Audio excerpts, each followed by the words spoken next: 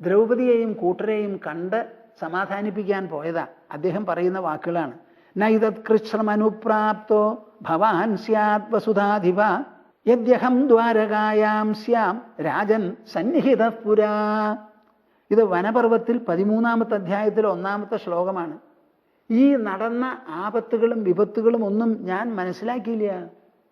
ഞാനവിടെ ഉണ്ടായിരുന്നു, മനസ്സിലാക്കി എന്ന് വരികിൽ യദ്യഹം ദ്വാരകായാം സ്യാം രാജൻ സന്നിഹിതഃ പുരാ. ഇത് നടന്ന സമയത്ത് ഞാൻ ദ്വാരകയിൽ ഉണ്ടായിരുന്നെങ്കിൽ ആഗച്ഛേയമഹം ദ്യൂതം അനാഹൂതോപി കൗരവൈഃ ആംബികായേന ദുർധർഷ രാജ്ഞാ ദുര്യോധനേന ച വാരയേയമഹം ദ്യൂതം ബഹൂൻ ദോഷാൻ പ്രദർശയൻ. എന്നെ ദുര്യോധനും വിളിച്ചില്ല, ധൃതരാഷ്ട്രനും വിളിച്ചില്ല എന്നിരിക്കട്ടെ, വിളിക്കാതെ ഞാൻ അവിടെ വന്നിട്ടുണ്ടാവും. ഹസ്തിനപുരത്തിൽ വന്ന് ഈ ചൂതുകളി നടത്താൻ ഞാൻ അനുവദിച്ചിട്ടുണ്ടാവില്ല എന്നാ പറയണത്.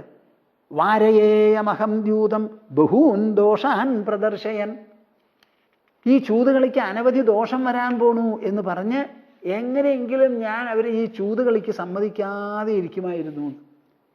ഏതത് കാര്യം മഹാബാഹോ യേനാഹം നാഗമം തഥാ ശ്രുത്വൈവ ഹസ്തിനപുരം ദ്യൂതം ചാവിനയോത്ഥിതം ദ്രുതമാഗതവാൻ യുഷ്മാൻ ദൃഷ്ടുകാമഃ സുദുഃഖിതാൻ. ഇങ്ങനെയാണ് സത്യം. ദ്രൗപദി ചോദിക്കുകയാണ്, അനാഥയായി ഞാനിങ്ങനെ വട്ടം തിരിഞ്ഞുവല്ലോ കൃഷ്ണ എന്ന് ചോദിച്ചപ്പോൾ പറയുകയാണ് ഈ വർത്തമാനം: ശ്രുത്വൈവ ഹസ്തിനപുരം ദ്യൂതം ചാവിനയോത്ഥിതം. വിനയമില്ലാതെ ഈ ഹസ്തിനപുരത്തിൽ നടത്തിയ ഈ ചൂതുകളിയെപ്പറ്റി ഞാൻ വന്നുടനെ അറിഞ്ഞപ്പോൾ ദ്രുതമാഗതവാൻ യുഷ്മാൻ ദൃഷ്ടുകാമഃ, പെട്ടെന്ന് ഞാൻ ഇങ്ങനെ ഓടിച്ചാടി പുറപ്പെട്ടതാ, നിങ്ങളെ കണ്ട് ആ വിഷമൊക്കെ ഒന്ന് അറിയിപ്പിച്ച് നമുക്ക് സമാധാനിപ്പിച്ച് പോകണം എന്ന് വിചാരിച്ച്. സുദുഃഖിതാൻ. ഇത് കൃഷ്ണൻ തന്നെ പറയുമ്പോൾ പിന്നെ നിങ്ങൾ എങ്ങനെയാ കൃഷ്ണൻ വസ്ത്രം കൊടുത്തു എന്ന് പറയുക? കൃഷ്ണൻ ലോകത്തിന് ഉണ്ടാവുന്നതിന് മുൻപ് ഇവിടെ രക്ഷയുണ്ടായിരുന്നില്ലേ ഭഗവാന്റെ രക്ഷ? ആ കൃഷ്ണജന്മം ഒരു നിലയ്ക്ക് അവസാനിച്ചു. അതിനുശേഷം ഇപ്പോഴും ഇല്ലയോ നമുക്ക് ഭഗവാന്റെ രക്ഷ? മഹാഭാരതമൊക്കെ പ്രത്യക്ഷപ്പെട്ടത് 5000 കൊല്ലം മുൻപാണ്. അതിനു മുൻപ് ലക്ഷോപലക്ഷം വർഷങ്ങളായി ഈ ഭൂമിയും ഭൂനിവാസികളും ഇവിടെ കഴിഞ്ഞുകൂടുന്നു. അവർക്കൊക്കെ ഭഗവത് രക്ഷയില്ലേ? അപ്പോൾ ഇങ്ങനെ പറയുമ്പോൾ ഒന്ന് ആലോചിച്ചു നോക്കൂ. നിങ്ങൾക്കൊരു പക്ഷേ ഇത് ആവശ്യമില്ലാതെയിരിക്കാം. പിന്നെ എന്നോട് പറയുകയാണ്, എന്ത്? സ്വാമിജിക്ക് സ്ത്രീകളുടെ മനസ്സ് അറിയില്ല. ആര് പറഞ്ഞു? അമ്മ പെറ്റുണ്ടായ കുട്ടിയാണ് ഞാൻ, കൃഷ്ണനടക്കം.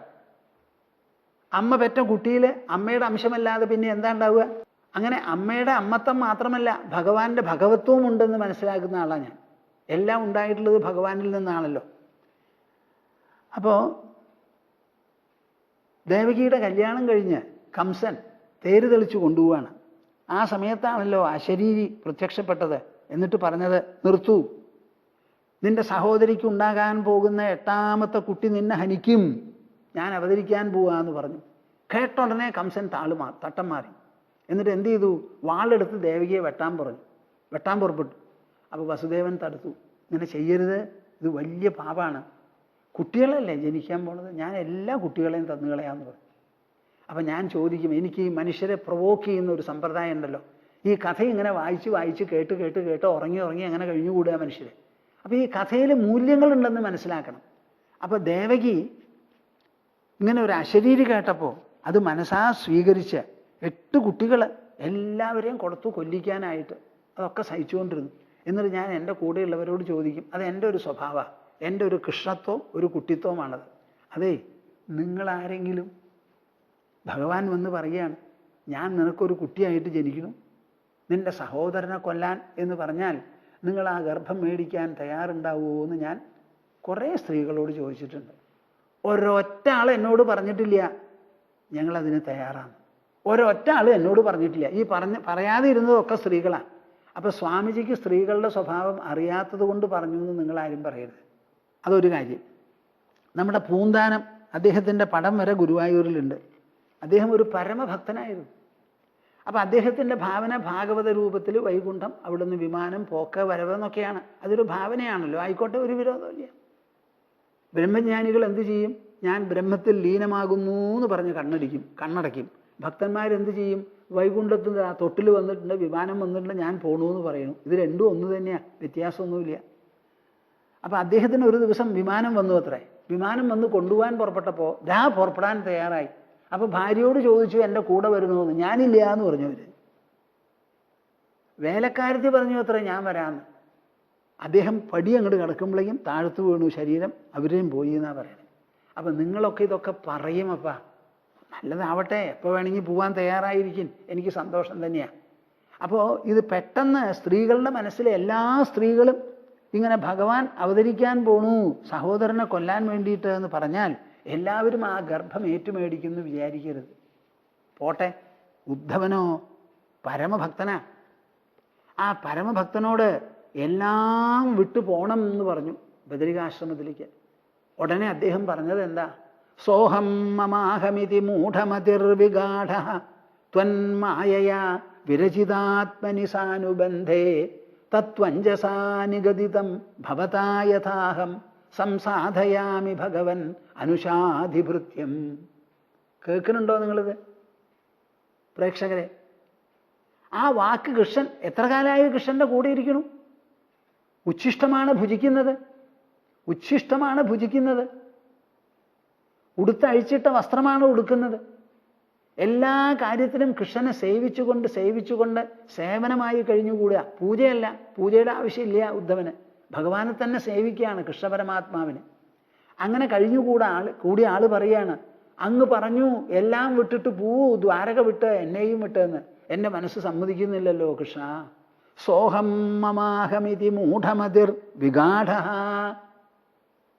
എൻ്റെ മനസ്സിൽ 2 തടസ്സങ്ങളാണ് ഞാൻ കാണുന്നത്. എന്താ 2 തടസ്സം? ഒന്ന്, ഈ ശരീരമാണ് ഞാൻ എന്നൊരു വിചാരം എനിക്കുണ്ട്. വാസ്തവത്തിൽ ഞാൻ ശരീരമല്ല, ശരീരമുണ്ട് എന്ന് തോന്നിക്കുന്ന ആ ഉൾചൈതന്യമാണ്. പിന്നെ ഈ ശരീരത്തിൻ്റെ ബന്ധുബാന്ധവന്മാർ, ഇരിക്കാനുള്ള ഗൃഹം, കൂട്ടർ, സമ്പത്തതൊക്കെ, ഇതിനോട് എല്ലാറ്റിനോടും എനിക്ക് വലിയ ഒരു പാശം, ഉള്ളിലൊരു ബന്ധമുണ്ട്. ആ ബന്ധം വിട്ടുപോണില്ല. അങ്ങ് പറഞ്ഞാൽ പറഞ്ഞ മാത്രയിൽ പോണ്ടവനാണ് ഞാൻ, സാധിക്കണില്ല കൃഷ്ണ. അപ്പം എൻ്റെ ഉള്ളിൽ നുഴഞ്ഞു കയറി ആ അഹം മമ എന്നുള്ള 2 ഭാവം ഇല്ലാതെയാക്കി അങ്ങ് പറഞ്ഞ പോലെ ദ്വാരകയെയും അങ്ങയെയും പോലും വിട്ടുപോകാൻ തക്ക വിധത്തിൽ എനിക്ക് ശുദ്ധിയും അറിവും ഉണ്ടാക്കി തരൂ, അതിനുള്ള ഉപദേശം തരൂ എന്നാണ് ആവശ്യപ്പെട്ടത്. എല്ലാവരും ഇതിന് തയ്യാറാവുന്നൊന്നും നിങ്ങളാരും വിചാരിക്കേണ്ട. എല്ലാവർക്കും ഉണ്ട്, ഉദ്ധവന് പോലും ഉണ്ടായിരുന്നു. അതിന് നല്ല തത്വോപദേശവും അത് കേട്ട് മനനം ചെയ്ത് അത് നല്ല പോലെ ഉറപ്പിച്ച് ആശയത്തെളിച്ചം വന്നാലേ പറ്റുള്ളൂ. എല്ലാ സ്ഥലത്തും ഉണ്ട് ഇങ്ങനെയുള്ള തത്വോപദേശം. അർജുനന് ഒരു പ്രതിസന്ധി ഉണ്ടായി, യുദ്ധത്തിന് മുമ്പ് ഉപദേശം കൊടുത്തു. ഇനി മഹാഭാരത യുദ്ധം കഴിഞ്ഞതിന് ശേഷം യുധിഷ്ഠിരനാണ് വേറെ ഒരു ഉപദേശം. അങ്ങനെ മാറിക്കൊണ്ട് ഇങ്ങനെ വരികയാണ്. അപ്പോൾ ഇതിൽ ഇനിയൊരു കാര്യം, നാരായണീ സേന. സ്വാമിജി എന്താ അങ്ങനെ പറഞ്ഞത്? നാരായണീ സേന എങ്ങനെയാ പറഞ്ഞത്? ഉദ്യോഗപർവത്തിൽ 7-ാം അധ്യായത്തിലാണ് അർജുനനും ദുര്യോധനും കൂടി ദ്വാരകയ്ക്ക് പോയി യുദ്ധത്തിന് വേണ്ട സഹായങ്ങൾ ചോദിക്കുന്നത്.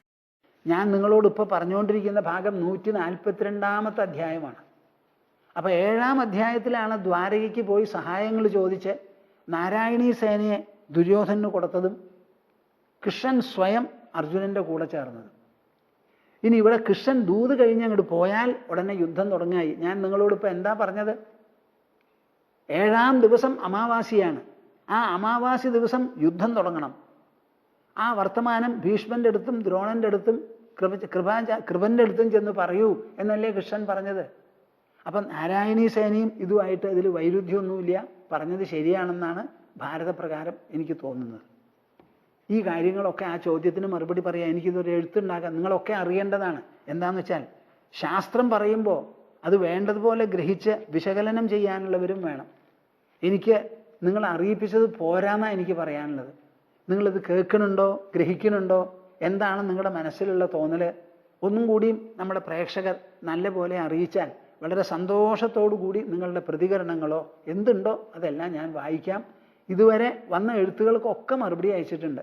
ഇതിപ്പോൾ ഞാൻ വിശകലനം ചെയ്ത എല്ലാവരും കൂടി അറിയണം. എന്താ, നമ്മുടെ ശാസ്ത്രഭാഗങ്ങളാണല്ലോ, ആ ശാസ്ത്രങ്ങളെ പറ്റി ഒരു മതിപ്പുണ്ടാവണം. അനവധി തെറ്റിദ്ധാരണകളുണ്ട്. രാമൻ ബാലിയെ ഒളിഞ്ഞു കൊന്നത് തെറ്റാണെന്ന് വാൽമീകിക്ക് അറിയാത്തതാണോ നിങ്ങൾക്കറിയണത്? വാൽമീകി എഴുതിയിട്ടാണല്ലോ ഒളിയം പെയ്തു എന്ന് നിങ്ങൾ മനസ്സിലാക്കണത്. ആ വാൽമീകിക്ക് എത്രത്തോളം രാമനോട് താല്പര്യമുണ്ടോ, എൻ്റെ രാമൻ പഴുതില്ലാത്തവനാവണം എന്ന് വിചാരിച്ചിട്ടാണല്ലോ എഴുതിയിരിക്കുന്നത്. അദ്ദേഹത്തിന് ഇല്ലാത്ത ഒരു സ്നേഹവും നിങ്ങൾക്കുണ്ടാവും. അതുമാതിരി സീതയെ ഉപേക്ഷിച്ചത് ശരിയല്ല. നമ്മുടെ പണ്ഡിതന്മാരും ആലോചിക്കുന്നവരും എന്താ ചെയ്യുക? പിന്നെ ശ്രീരാമൻ നമ്മുടെ മന്ത്രിമാരുമാതിരി എത്ര പറഞ്ഞാലും നാണം കെട്ട് റെസിഗ്നേഷൻ എഴുതാണ്ട് ഇരിക്കണം എന്നാണ് നിങ്ങൾ പറയുന്നത്. അദ്ദേഹം ചെയ്തതിന് അതിൻ്റെ ന്യായങ്ങളും അതിൻ്റെ അടിസ്ഥാനങ്ങളും ഉണ്ട്. അതാണ് ധർമ്മം. അത് മനസ്സിലാക്കാനാണ് നമുക്ക് പരിശ്രമം വേണ്ടത്. കുന്തി താമസിക്കുന്നത് വിതുരഗൃഹത്തിലാണല്ലോ. ഇവരെല്ലാവരും കൂടി പാണ്ഡവന്മാരും ദ്രൗപദിയും കൂടി വനവാസം കഴിച്ച കാലം മുഴുവനും വിതുരൻ്റെ കൂടെയാണ് താമസിക്കുന്നത്. എന്ന് പറഞ്ഞാൽ എവിടെയാ? ഹസ്തിനപുരത്തിൽ. അത് വളരെ പ്രധാനപ്പെട്ട ഒരു കാര്യമാണ്. അവിടെയാണല്ലോ കൃഷ്ണൻ ദൂതിന് വേണ്ടി വന്നതും നടന്ന സംഭവങ്ങളും മടങ്ങിപ്പോയതും. ഇതെല്ലാം വിതുരന് അറിയാം. അപ്പൊ വിതുരൻ ഈ വർത്തമാനങ്ങളെല്ലാം കുന്തിയെ അറിയിപ്പിക്കുന്നുണ്ട്. അപ്പൊ വിതുരൻ അവിടെ ചെന്നിട്ട് പറയുകയാണ്, ഞാൻ എത്ര പരിശ്രമിച്ചിട്ടും ഒരു കാര്യവും നടന്നില്ല. ദുര്യോധനന്റെ ആ ദുഷ്ടമാർഗം അത് ഒരിക്കലും അവൻ വിട്ടുകളയാൻ തയ്യാറില്ല. അതുകൊണ്ട് കുരുവംശത്തിൽപ്പെട്ട വീരന്മാരുടെ എല്ലാം നാശമോർത്ത് എനിക്ക് ഉറക്കം വരുന്നില്ല എന്ന് പറയുന്നു കുന്തിയോട്. അത് കേട്ടപ്പോൾ കുന്തിക്ക് വലിയ ഒരു ആലോചനയായി. ഇതാണോ സ്ഥിതിഗതികൾ? ഇനി വരാൻ പോകുന്നത് എന്താ? ഇനി യുദ്ധം എന്ന് പറയുന്നത് ഒഴിവാക്കാൻ പറ്റില്ല. അപ്പൊ കുന്തിയുടെ മനസ്സിൽ തോന്നി, എന്തെങ്കിലും ചെയ്ത് ഈ യുദ്ധവും ഈ കൂട്ടമരണവും ഒന്ന് ഒഴിവാക്കണം. അതിന് എന്നെക്കൊണ്ട് എന്തെങ്കിലും സാധിക്കുമോ എന്ന്. എല്ലാവർക്കും ഉണ്ടല്ലോ ഒരു പങ്ക്. ഒരാപത്ത് പിണയാൻ പോകുമ്പോൾ അത് ഒഴിവാക്കാൻ വേണ്ടി ആർക്ക് വേണമെങ്കിൽ പരിശ്രമിക്കാം. ആപത്ത് എന്ന് മനസ്സിലാക്കിയവരാരായാലും പരിശ്രമിക്കുന്നതിന് ഒരു വിരോധമില്ല. അതാണ് നമുക്ക് ആവശ്യം. ആ കുന്തിയുടെ ചരിത്രം പലരും കേട്ടിട്ടുണ്ടാവും. കേൾക്കാത്തവരൊരു സ്വല്പം കേട്ടോളൂ. ചുരുക്കി ഞാൻ പറയാം. കുന്തിയുടെ അച്ഛൻ കുന്തിഭോജനാണ്. അദ്ദേഹത്തിൻ്റെ രാജധാനിയിൽ താമസിക്കുന്ന കാലം. അപ്പോൾ ഈ ദുർവാസ എന്ന് പറയുന്ന മഹർഷി ഒരു കോപിഷ്ഠനാണല്ലോ. ഇപ്പോൾ കോപമുണ്ടായാലും തപസ്വികൾക്ക് കോപമുള്ളവരുണ്ടാവാം, ശാന്തശീലന്മാരുണ്ടാവാം, പലതരത്തിലാണ്. പക്ഷെ അവർക്ക് തപസ് തന്നെ. ആ തപോബലവും തന്നെയാണ്. അതിന് മാറ്റം വരില്ല. അപ്പോൾ ദുർവാസ മഹർഷി അവിടെ ചെന്നു. അപ്പോൾ ഈ ദുർവാസ മഹർഷി ചെന്നാൽ ഇദ്ദേഹത്തിന് ശുശ്രൂഷിക്കുന്ന കാര്യം അത്ര എളുപ്പമല്ല. അങ്ങോർക്ക് പറയുന്നതിനും ചിന്തിക്കുന്നതിനും പ്രതീക്ഷിക്കുന്നതിനും ഒന്നും ഒരു കണക്കൊന്നുമില്ല. നേരമില്ല, സമയമില്ല, വ്യവസ്ഥയില്ല. അങ്ങനെയാണ്. അപ്പം അദ്ദേഹത്തിന് ആഹാരം തയ്യാറാക്കണം എന്ന് പറഞ്ഞാൽ ആരും ഇതിന് പുറപ്പെടില്ല. തയ്യാറാക്കിയതൊന്നും പിടിക്കില്ല. ചിലപ്പോൾ ഇല്ലാത്തത് ചോദിക്കും, ഉള്ളത് വേണ്ടാന്ന് പറയും, എനിക്കിപ്പോൾ വേണ്ടാന്ന് പറയും, ഇന്ന സമയത്ത് വേണമെന്ന് പറയും, ഇപ്പോഴാണ് എനിക്ക് വിശപ്പ്, ഇങ്ങനെ പലതും പറയും. അപ്പം അദ്ദേഹത്തിന് ശുശ്രൂഷിക്കുക എന്ന് പറഞ്ഞാൽ വലിയ ബുദ്ധിമുട്ടാണ്, ഒരു നരക. പക്ഷെ എന്തു ചെയ്തു? കുന്തി തീരുമാനിച്ചു, ഞാൻ ദുർവാസ മഹർഷിയെ വേണ്ടതുപോലെ ശുശ്രൂഷിച്ച് നല്ല പോലെ നോക്കിക്കൊള്ളാമെന്ന്. എന്തിനു പറയണു? കുന്തിയുടെ ശുശ്രൂഷ മഹർഷിക്ക് വലിയ ഇഷ്ടമായപ്പോൾ ഓണം വരാൻ ഒരു മൂലം എന്ന് പറയാറുണ്ടല്ലോ. അതുകൊണ്ട് അദ്ദേഹം ദീർഘദൃഷ്ടിയുള്ളവനുമാണ്. അപ്പം അദ്ദേഹത്തിന് തോന്നി, നീ ഇത്ര നന്നായി എന്നെ ശുശ്രൂഷിച്ചുല്ലോ, എല്ലാവരും പരാജയപ്പെടാറാണുള്ളത്. കല്യാണം കഴിയാത്തൊരു പെൺകുട്ടി ഒരു മഹർഷിയെ ഇത്ര തഴക്കത്തോടും പഴക്കത്തോടും വീണ്ടുവിചാരത്തോടും കൂടി ശുശ്രൂഷിച്ച് ഒരു പഴുതും ഒരു വിട്ടുവീഴ്ചയും ഒന്നും കാണാൻ എനിക്ക് ഇടവന്നില്ല. അപ്പോൾ വളരെ സന്തോഷമായി. ഞാനൊരു കാര്യം ചെയ്യാം, നിനക്കൊരു വരം തരാം, ഒരു മന്ത്രം. ഈ മന്ത്രത്തിൻ്റെ ഉദ്ദേശം എന്താ? ഏത് ദേവതയെ വേണമെങ്കിൽ ഈ മന്ത്രം കൊണ്ട് നിനക്ക് ആരാധിക്കാം. അദ്ദേഹം സന്തുഷ്ടനാവും. സന്തുഷ്ടനായി വന്ന് സ്ത്രീകൾ എപ്പോഴും അഭിലഷിക്കുന്നത് എന്താ? നല്ല കുട്ടികളെയാണ്. അപ്പം ഏത് ദേവനെ വേണമെങ്കിൽ നീ ആരാധിച്ചോ, ഈ മന്ത്രം ജപിച്ചാൽ മതി. ഈ മന്ത്രം കൊണ്ട് ആരാധിച്ചാൽ അവർ പ്രത്യക്ഷപ്പെട്ട് നിനക്ക് സന്താനം സമ്മാനിക്കും എന്ന് പറഞ്ഞു. അപ്പോൾ കുന്തിദേവി ഒരു മഹർഷിയാണല്ലോ ഇത് പറയുന്നത്. അപ്പം അതിൻ്റെ പിന്നിൽ എന്തെങ്കിലും ഒരു കാരണമോ ഒരു ദീർഘദൃഷ്ടിയോ ഒക്കെ ഉണ്ടാവും എന്ന് വിചാരിച്ച് ആ മന്ത്രം സ്വീകരിച്ചു. അപ്പോൾ കുട്ടിയാണല്ലോ, കല്യാണമൊന്നും കഴിഞ്ഞിട്ടില്ല. അങ്ങനെ കല്യാണം കഴിയാതെ ഇരുന്ന നിലയ്ക്ക് എന്തായി? സാധാരണ ഈ അഡോളസെൻ്റ് എന്ന് പറയുന്ന ഒരു കാലമുണ്ടല്ലോ, യുവത്വം പ്രത്യക്ഷപ്പെടുന്നതിന് മുൻപ് ചെറുപ്പം, ആ ബാല്യവും കൗമാരവും തീരും ചെയ്തു. അങ്ങനെ ഒരു നിലയാണ്. ആ നിലയിൽ എന്തായി? കുന്തിക്ക് തോന്നി, എനിക്കൊരു മന്ത്രം തന്നിട്ടുണ്ട് മഹർഷി, അതൊന്ന് പരീക്ഷിച്ച് കളയാമെന്ന്. വെറും ക്യൂരിയോസിറ്റി എന്ന് പറയും, കൗതൂഹലം മാത്രമാണത്. അതിൽ വേറെ ഒരു കുറ്റവും പറയാൻ പറ്റില്ല. അതെ, ഈ പെട്ടിയിലൊരു സാധനമുണ്ട്, ഇത് തുറന്ന് നോക്കരുതേ എന്ന് പറഞ്ഞാൽ അപ്പോൾ തോന്നും നമുക്കൊന്ന് തുറന്നു കളയാന്ന്. അതൊരു തോന്നലാണ് മനുഷ്യർക്ക്. അപ്പം അങ്ങനെ ഒരു കുതൂഹലം തോന്നിയിട്ട് എന്ത് ചെയ്തു, അന്ന് മന്ത്രം മേടിക്കുന്ന സമയത്ത് നല്ല ആലോചനയുണ്ട്. ഞാൻ എങ്ങാനും ഈ മന്ത്രം മേടിച്ചാൽ വല്ല കുഴപ്പമുണ്ടാവുമോ എന്നൊരു ആലോചന വരായില്ല. എന്നാൽ തരുന്നത് മഹർഷിയാണല്ലോ, ഞാനൊരു ചെറുപ്പക്കാരിയാണ്, എൻ്റെ ജീവിതത്തിൽ ഇനി എന്തെല്ലാമാണോ വരാൻ പോണതെന്ന് അറിയില്ല. അപ്പം അദ്ദേഹം തരാം എന്ന് ഞാൻ ചോദിക്കാതെ തരാം എന്ന് പറഞ്ഞൊരു സാധനം ഒരു മന്ത്രമല്ലേ, ബാഹ്യസ്വത്തൊന്നും അല്ലല്ലോ, മേടിച്ചു കളയാമെന്ന് പറഞ്ഞിട്ടാണ് മേടിച്ചത്. ഈ മന്ത്രമാണ് വാസ്തവത്തിൽ ഈ പഞ്ചപാണ്ഡവന്മാർക്കും ജന്മത്തിന് കാരണമായത്. പാണ്ഡുവിൻ്റെ ചരിത്രം അതിന് കാരണമാണ്. പാണ്ഡുവിന് മക്കളുണ്ടാവില്ല, ഭാര്യാസംഗമം പാടില്ല എന്നാണ്, വന്നാൽ അപ്പം മരിച്ചു പോകുന്നായിരുന്നു. അപ്പം ഈ മന്ത്രത്തിൻ്റെ ബലം കൊണ്ടാണ് കുട്ടികളുണ്ടായത് മുഴുവനും. അത് പിന്നീടുള്ള സംഭവം. അപ്പം ആലോചിച്ച് മേടിച്ചു. എന്തായാലും വിവാഹമൊക്കെ കഴിഞ്ഞ് പാണ്ഡുവിൻ്റെ ഭാര്യ ധർമ്മപത്നി ആവുന്നതിന് മുൻപ് എന്തോ കാരണത്താൽ കുന്തിയുടെ മനസ്സിൽ ഒരാലോചന വന്നുപോയി. ഇങ്ങനെ ഒരു മന്ത്രം കിട്ടിയിട്ടുണ്ടല്ലോ, ഇതിൻ്റെ ഫലം ഒന്ന് പരീക്ഷിച്ച് കളയാം എന്ന് പറഞ്ഞ് നടക്കാം നടക്കാതെ ഇരിക്കാം, ഇത് ശരിയോ തെറ്റോ എന്ന് അറിയില്ലല്ലോ എന്ന് വിചാരിച്ച് കൗതൂഹലാത്വതം ലബ്ധ്വ ബാലിഷ്യാദാചരം തഥാ കന്യാസതീ ദേവമർക്കം ആസാദയം അഹം തതഃ. കൗതൂഹലാത്വതം ലബ്ധ്വ ബാലിഷ്യാദാചരം തഥാ. കൗതൂഹലം തോന്നി മനസ്സിൽ, ഇങ്ങനെ ഒരെണ്ണം കിട്ടിയിട്ട്. കന്യാസതീ ദേവമർക്കം ആസാദയമഹം തതഃ. ആദ്യമായിട്ട് എനിക്ക് തോന്നിയത് എന്താ, പ്രത്യക്ഷത്തിൽ ആകാശത്തിൽ കാണുന്നത് സൂര്യനാണ്. പ്രതിദിനം അദ്ദേഹം ഉദിക്കണു അസ്തമിക്കണു. ആ സൂര്യനെ ഒരു ദേവതയായി സങ്കല്പിച്ച് ഞാൻ ഈ മന്ത്രം അങ്ങോട്ട് ജപിച്ചു. യോസൗ കാനീന ഗർഭോ മേ പുത്രവത് പരിരക്ഷിതഃ കസ്മാന്ന കുര്യാത് വചനം പഥ്യം ഭ്രാതൃഹിതം തഥാ. ഉടനെ ഞാൻ ഗർഭമായി.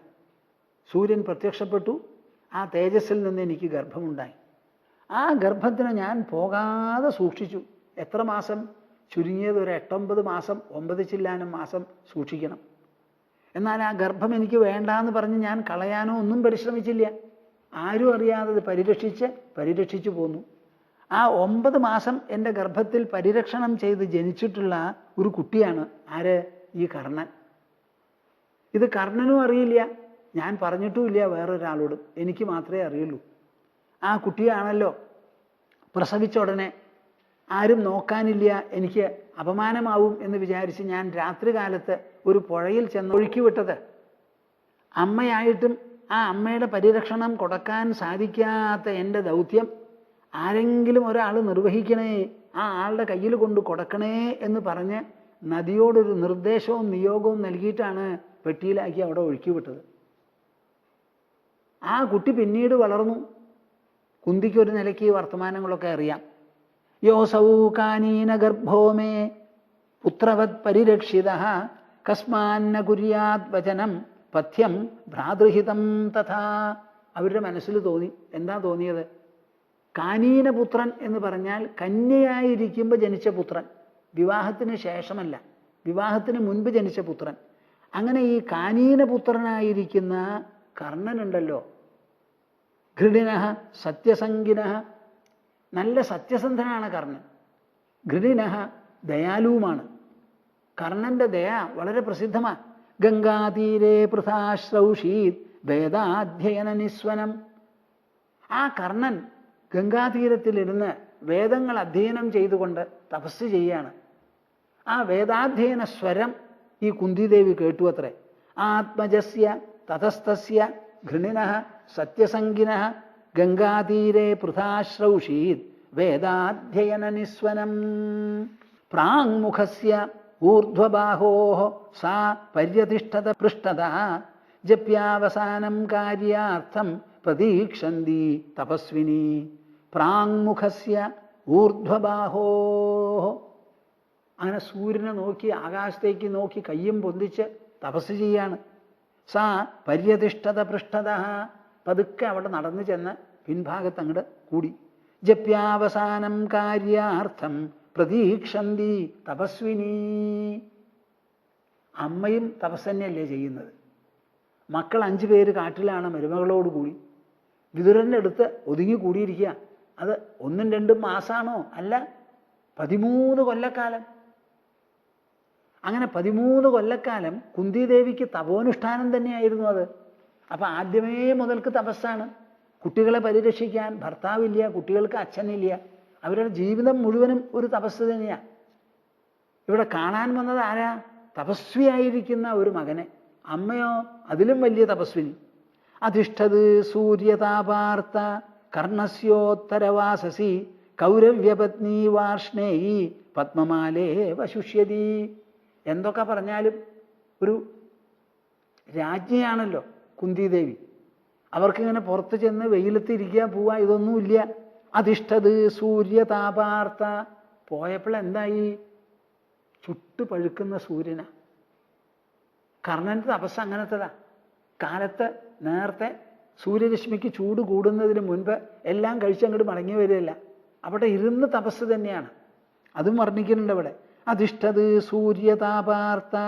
അപ്പൊ സൂര്യന്റെ ആ തപിപ്പിക്കുന്ന കിരണങ്ങൾ വന്ന് പതിച്ച് വളരെ കഷ്ടവും വിഷമവും ഉണ്ട്. കർണസ്യോത്തരവാസസി. കർണൻ ധരിച്ചിരിക്കുന്ന ഉത്തരീയത്തിന്റെ നിഴലിൽ ചെന്ന് കൂടിയത്രേ. കൗരവ്യപത്നി വാർഷ്ണേയി പത്മമാലേ വശുഷ്യതി. താമരപ്പൂ കൊണ്ടൊരു മാല കെട്ടിയാൽ ആ മാലയ്ക്ക് സൂര്യരശ്മി എങ്ങനെയായിരിക്കും? പെട്ടെന്ന് വാടുമത്. അതേപോലെ അങ്ങോട്ട് വാടി വിവശയായി. അധിഷ്ഠത് സൂര്യതാപാർത്ത കർണസ്യോത്തരവാസസി കൗരവ്യപത്നി വാർഷ്ണേയി പത്മമാലേവ ശുഷ്യതി. ആപൃഷ്ടതാപാജ്ജപ്ത്വാസ പരിവൃത്യ യതവ്രതഃ ദൃഷ്ട്വാ കുന്തീം ഉപാധിഷ്ഠത് അഭിവാദ്യ കൃതാഞ്ജലിഃ. ആപൃഷ്ടതാപാജ്ജപ്ത്വാ. കർണൻ അങ്ങനെ സൂര്യനെ നോക്കി ആ വെയിലത്തെ എത്ര നേരം ജപിക്കുന്ന പറയണത്? സൂര്യൻ ഉദിച്ചു ഉദിച്ചു മേപ്പെട്ടു പോയി. ആ മേപ്പെട്ടു പോയി തലയ്ക്ക് മുകളിലായി. മുകളിൽ നിന്ന് കുറച്ചിങ്ങോട്ട് തിരിഞ്ഞ് തൻ്റെ പൃഷ്ഠഭാഗത്ത് സൂര്യരശ്മി അങ്ങനെ കുത്തനെ വന്ന് പതിക്കുന്നത് വരെ തപസ് ചെയ്യൂ അത്ര. കേൾക്കുന്നുണ്ടോ നിങ്ങൾ? ആ പൃഷ്ഠതാപാജ്ജപ്ത്വാ സ പരിവൃത്യ യതവ്രതഃ ദൃഷ്ട്വാ കുന്തീം ഉപാധിഷ്ഠത് അഭിവാദ്യ കൃതാഞ്ജലിഃ. കുന്തി വന്നതറിഞ്ഞ് തൊഴുതുകൊണ്ട് അവരുടെ അടുത്ത് ചെന്നങ്ങോട്ട് നിന്നു അത്രേ. എന്നിട്ട് കർണൻ പറയുകയാണ്, രാധേയോഹം ആധിരതി കർണഃ ത്വാം അഭിവാദയേ പ്രാപ്ത കിമർത്ഥം ഭവതി ബ്രൂഹികിം കരവാണിതേ. നമുക്കൊരു സമ്പ്രദായം ഉള്ളത് എന്താ? ഞാൻ ഇന്ന ആളെന്ന് അഭിവാദയെ എന്നുള്ളത് പറയാന്നൊക്കെയാ പറയുക. ഞാൻ ഇന്ന കുലത്തിൽ ഇന്ന ആൾക്ക് ജനിച്ചവനാണ്, ഇന്ന ഗോത്രമാണ്, എനിക്ക് ഇന്ന പേരാണ് എന്നൊക്കെ പറഞ്ഞുകൊണ്ട് നമസ്കരിക്കാമെന്നൊരു സമ്പ്രദായമുണ്ട്. നമ്മൾ പോരാത്തവരൊന്നുമല്ല കേട്ടോ, അല്ല അറിയുന്ന കൂട്ടരാ. വെറുതെ ഇങ്ങനെ കൈ പിടിച്ച് കുലുക്കി കഴിക്കുന്നവരല്ല. നല്ലപോലെ പറഞ്ഞ് മനസ്സിലാക്കും ഞാൻ ഇന്ന ആളാണെന്ന്.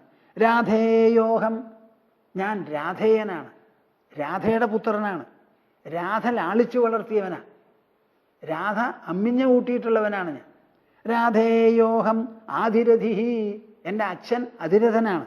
കർണഃ ത്വാം അഭിവാദയേ, ഭവതിയെ ഞാനിതാ അഭിവാദനം ചെയ്യുന്നു. എന്തിനാണാവോ വന്നിരിക്കുന്നത്? ഞാൻ എന്തിനും തയ്യാറാണ്. പ്രാപ്ത കിമർത്ഥം ഭവതി ബ്രൂഹികിം കരവാണിതേ. ഈ തിളയ്ക്കുന്ന വെയിലിൽ ഈ സമയത്ത് എൻ്റെ അടുത്ത് വന്നത് എന്തിനാണാവോ? വെറുതെ വരില്ലല്ലോ. ഞാനിവിടെ എല്ലാ ദിവസവും വന്ന് തപസ് ചെയ്യുന്ന ആളാണ്. ഇന്ന് മാത്രം വന്നിരിക്കണു ഭവതി. അപ്പം എന്താ അതിൻ്റെ കാര്യം? ഞാൻ എന്താ ചെയ്യാനുള്ളതാവോ?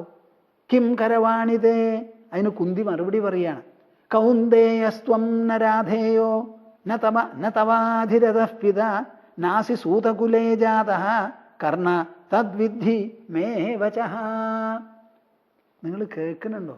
ധർമ്മക്ഷേത്രേ കുരുക്ഷേത്രേ സമവേതായുയുത്സവഃ മാമകാഃ പാണ്ഡവാശ്ചൈവ കിമകുർവത സഞ്ജയ. ഈ കുരുക്ഷേത്രം ഒരു ധർമ്മക്ഷേത്രമാണ്. അവിടെ ധർമ്മത്തിൻ്റെ സ്വാധീനം അതികലശലാണ്. അവിടെയാണ് ഈ പാണ്ഡവന്മാരും എൻ്റെ പുത്രന്മാരും കൂടി കൂടിയിരിക്കുന്നത്. ധൃതരാഷ്ട്രൻ പറയുമ്പോൾ എൻ്റെ പുത്രന്മാരും പാണ്ഡവന്മാരുമാ. എൻ്റെ പുത്രന്മാർ, മറ്റതോ പാണ്ഡുപുത്രന്മാരാണ്.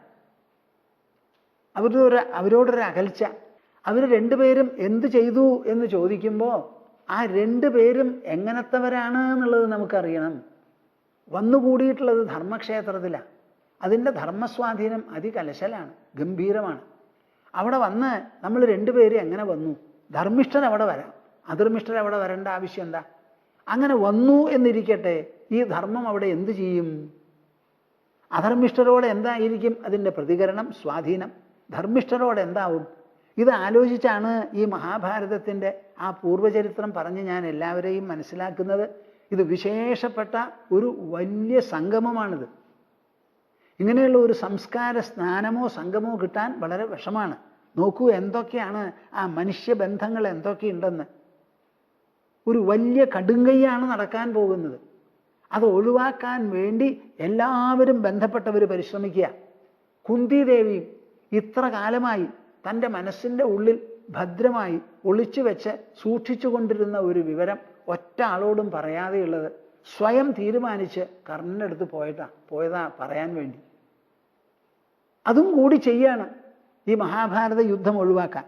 കൗന്ദേയസ്ത്വം നരാധേയോ ന തവ അധിരഥഃ പിതാ നാസി സൂതകുലേ ജാതഃ കർണ തദ്വിദ്ധി മേ വചഃ. ഉടനെ പറയണു, കൗന്ദേയസ്ത്വം നരാധേയോ, എൻ്റെ പൊന്നുമോനെ നീ കൗന്ദേയനാണ്, രാധേയനല്ല. നീ പറഞ്ഞല്ലോ രാധേയോഹം ആധിരഥീന്ന്. രാധയ്ക്കും അതിരഥനും ജനിച്ച കുട്ടിയാണെന്ന് പറഞ്ഞുകൊണ്ടല്ലേ പരിചയപ്പെടുത്തിയത്. എനിക്ക് പറയാനുള്ളത് നീ അങ്ങനെയല്ല എന്നാ. നിന്നെ പെറ്റത് ഞാനാണ്. അതിരഥന് ഒരു പങ്കുമില്ല നിന്റെ ജന്മത്തിൽ. കൗന്ദേയസ്ത്വം നരാധേയോ ന തവ അധിരഥഃ പിതാ, നിന്റെ പിതാവുമല്ല അതിരഥൻ. നാസി സൂതകുലേ ജാതഃ, സൂതകുലത്തിലല്ല നിന്റെ ജന്മം. സൂതപുത്രൻ സൂതപുത്രൻ സൂതപുത്രൻ സൂതകുലജാതൻ എന്നിങ്ങനെ നീ ധരിക്കുന്നുണ്ടല്ലോ, ജനങ്ങൾ പറയുന്നുണ്ടല്ലോ, അത് ശരിയല്ല. കർണ തദ്വിദ്ധിമേ വചഃ, ഈ സത്യം പറഞ്ഞ് മനസ്സിലാക്കാനാണ് ഞാൻ ഒറ്റയ്ക്ക് ആരുമില്ലാത്തപ്പോൾ ഈ തിളക്കണ വെയിൽ നിന്റെ അടുത്ത് വന്നിരിക്കുന്നത്. കാനീനസ്ത്വം മയാ ജാതഃ പൂർവജഃ കുക്ഷിണാധൃതഃ കുന്തിരാജസ്യ ഭവനേ പാർത്ഥ സ്ത്വമസി പുത്രക. കാനീനസ്ത്വം മയാ ജാതഃ പൂർവജഃ കുക്ഷിണാധൃതഃ, നീ എൻ്റെ കാനീനപുത്രനാണ്. എന്താ ഈ കാനീനപുത്രൻ? ഞാൻ മുമ്പും പറഞ്ഞു, കല്യാണം കഴിക്കാതെ കന്യയായിരിക്കുമ്പോൾ എനിക്ക് ഗർഭമുണ്ടായി, ആ ഗർഭത്തിൽ നിന്ന് പ്രസവിച്ചതാണ് നിന്നെ. കുക്ഷിണാധൃത, എൻ്റെ വയറ്റിലാണ് നിന്നെ ഞാൻ ഗർഭം ധരിച്ചു വളർത്തി കൊണ്ടുവന്നത്. കുന്തിരാജസ്യ ഭവനേ പാർത്ഥ ത്വമസി പുത്രക, ഞാൻ എൻ്റെ അച്ഛൻ്റെ കൂടെ ഇരിക്കുന്ന കാലം, എൻ്റെ കന്യാജീവിത കാലം അവിടെയാണല്ലോ. ആ കുന്തിരാജൻ്റെ ഭവനത്തിൽ ഇരിക്കുമ്പോഴാണ് നിന്നെ ഗർഭം ധരിച്ചതും ആ ഗർഭത്തിൽ പരിരക്ഷിച്ച് പ്രസവിക്കുന്നത് വരെ വളർത്തിക്കൊണ്ടുവന്ന് പ്രസവിച്ചതും. സത്വം ഭ്രാതൃൻ അസംബുദ്ധ്യ മോഹാദ്യത് ഉപസേവസേ ധാർത്തരാഷ്ട്രാൻ ന തദ്യുക്തം ത്വയി പുത്ര വിശേഷതഃ. ഈ സത്യം നിനക്ക് മനസ്സിലാക്കാത്തതിൻ്റെ പേരിലാണ് നീ ധാർത്തരാഷ്ട്രന്മാരുടെ കൂടെ നിൽക്കുന്നത്. സത്വം ഭ്രാതൃൻ അസംബുദ്ധ്യ മോഹാദ്യത് ഉപസേവസേ ധാർത്തരാഷ്ട്രാൻ ന തദ്യുക്തം ത്വയി പുത്ര വിശേഷതഃ. സ ത്വം ഭ്രാതൃൻ അസംബുദ്ധ്യ, എൻ്റെ ഗർഭത്തിൽ എൻ്റെ കുക്ഷിയിൽ ഞാൻ പരിരക്ഷിച്ചു കൊണ്ടുവന്ന് പ്രസവിച്ച നീ ഉണ്ടല്ലോ, ഭ്രാതൃൻ അസംബുദ്ധ്യ, എനിക്ക് വേറെ അപ്പുറത്ത് കുട്ടികളുണ്ട്, 5 കുട്ടികളെ ഞാൻ വളർത്തിക്കൊണ്ടുവന്നു, എനിക്കും മാതിരിക്കും കൂടി ജനിച്ച കുട്ടികളാണ്.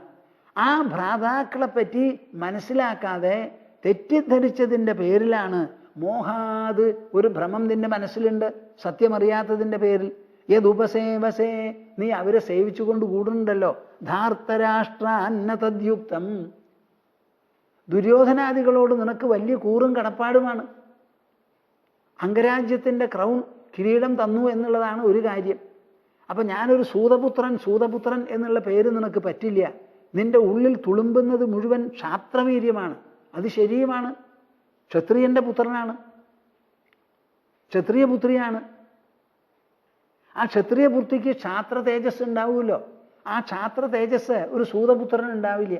അപ്പം നിന്റെ മനസ്സിൽ വലിയൊരു വൈരുദ്ധ്യമാണ്. എന്നെ സൂതപുത്രൻ സൂതപുത്രൻ എന്ന് എല്ലാവരും വിളിക്കുന്നു, ഞാനും അങ്ങനെ കണക്കാക്കുന്നു. പക്ഷെ എൻ്റെ ഉള്ളിലാകട്ടെ ക്ഷാത്രവീര്യത്തിൻ്റെ മുഴുവനും തിളക്കവും പ്രഭയുമാണ്. അപ്പം എനിക്ക് ആ വീര്യം പ്രകടമാക്കണം എന്നൊരു വാഞ്ചയൊക്കെ ഉണ്ടല്ലോ.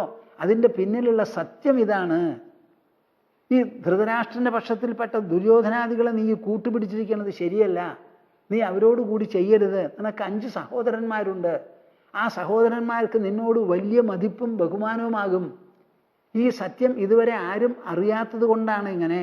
ത്വയി പുത്രവിശേഷത, നിന്നെപ്പോലെ ഒരു പ്രഭാവശാലിക്ക്, ഒരു ക്ഷാത്രവീരന് ഒരിക്കലും യോജിച്ചതല്ല ഇത്.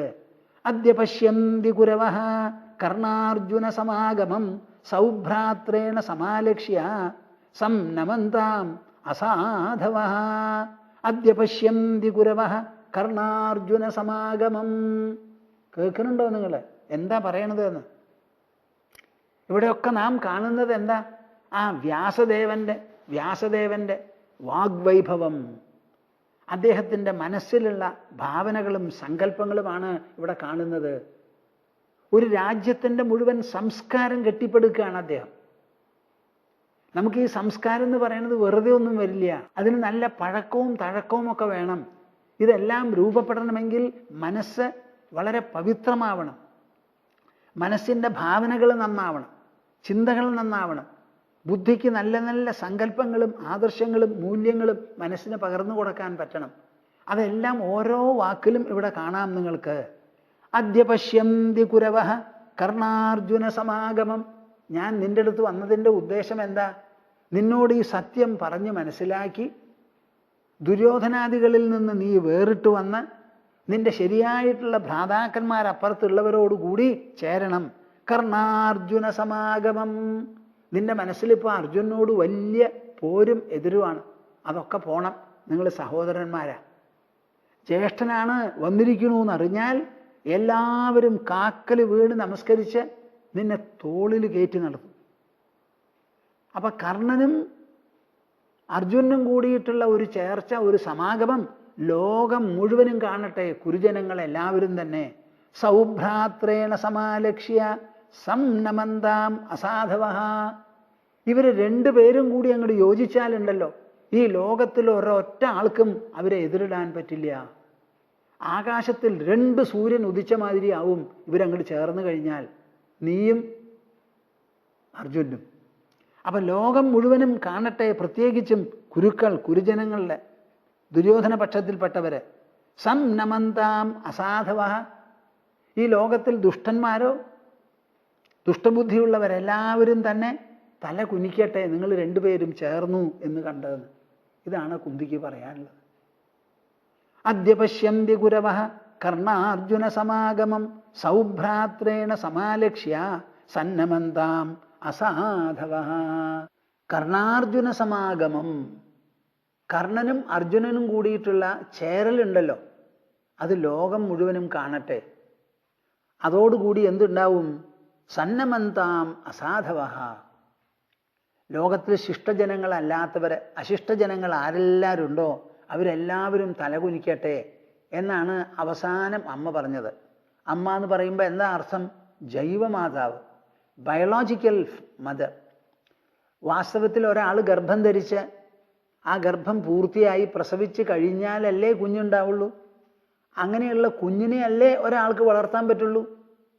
അപ്പോൾ വളർത്തമ്മ എന്ന് നമ്മൾ പറഞ്ഞാലും ജൈവമാതാവില്ലാതെ ഒരു വളർത്തുന്ന അമ്മ ഉണ്ടാവില്ല.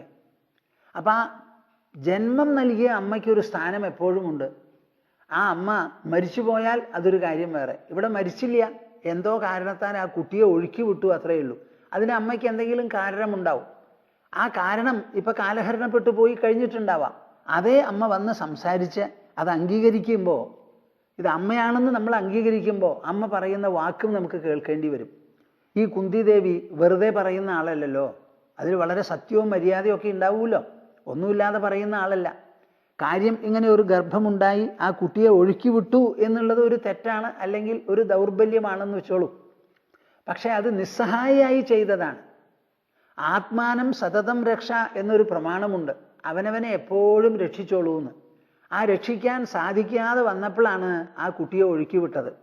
ഒഴുക്കി വിട്ടത് കൊണ്ട് ആ കുട്ടി മരിച്ചോ? മരിച്ചില്ല. ആ ഒഴുക്കിവിട്ട അമ്മയുടെ മനസ്സിൻ്റെ വൈഭവത്താൽ ഈ കുട്ടിയെ കൊണ്ടുപോയി വേണ്ടതുപോലെ സംരക്ഷിക്കാൻ പറ്റുന്ന തരത്തിലുള്ള ഒരു മാതൃഹസ്തങ്ങളിൽ ചെന്നെത്തട്ടെ, കൊണ്ടുപോകൂ എന്ന് നദിയോടെ യാചിച്ചുകൊണ്ട് പ്രാർത്ഥിച്ചുകൊണ്ടാണ് ഒഴുക്കി വിട്ടത്. അത് സഫലമാകുകയും ചെയ്തു. എന്തൊക്കെയോ നടന്നു ജീവിതത്തിൽ. കുന്തിയുടെ ജീവിതത്തിലും നടന്നു, കർണൻ്റെ ജീവിതത്തിലും നടന്നു. അവസാനം ഇപ്പോൾ ഒന്നുകിൽ മരിക്കുക ഇല്ലെങ്കിൽ ജീവിക്കുക എന്നുള്ള നിലയായിരിക്കുക. അപ്പം കർണന് പോലും മരണം സംഭവിക്കാതെ ഇരിക്കാൻ, അതിൻ്റെ കൂട്ടത്തിൽ ലക്ഷോപലക്ഷം ജനങ്ങൾ മരിക്കാതെ ഇരിക്കാൻ, കുരുവംശത്തിനെ നിലനിർത്താൻ എല്ലാം കൂടി പരിഗണിച്ചുകൊണ്ടാണ് അമ്മ ഇത് വന്ന് പറഞ്ഞത്.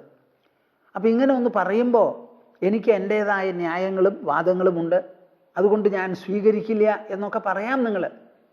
പക്ഷേ ഇതിന് ഒരു ഉപരിസമ്മതം എന്നൊന്നുണ്ട്. ലോകത്തിൽ എന്തെങ്കിലും തർക്കമോ തകരാറോ നടന്നാൽ പലർക്കും അവരവരുടെ അഹങ്കാരവും മമതയും അഭിലാഷവും ഒക്കെ ഉണ്ടായി എന്ന് വരാം. പക്ഷെ ഇതെല്ലാം ഉള്ള സമയത്ത് അശരീരി അശരീരി എന്നൊരു വാക്കോ അവിടുന്ന് കേൾക്കണത് അങ്ങനെയൊന്നും ഉണ്ടല്ലോ. ഇപ്പം എന്തെങ്കിലും സന്ദിഗ്ധാവസരം വന്നു എന്നുണ്ടെങ്കിൽ പുഷ്പങ്ങളൊക്കെ കെട്ടിവെച്ച് നോക്കും. വെളുത്ത പുഷ്പം, ചുവന്ന പുഷ്പം, കല്യാണത്തിന് വരെ നോക്കാറുണ്ട്.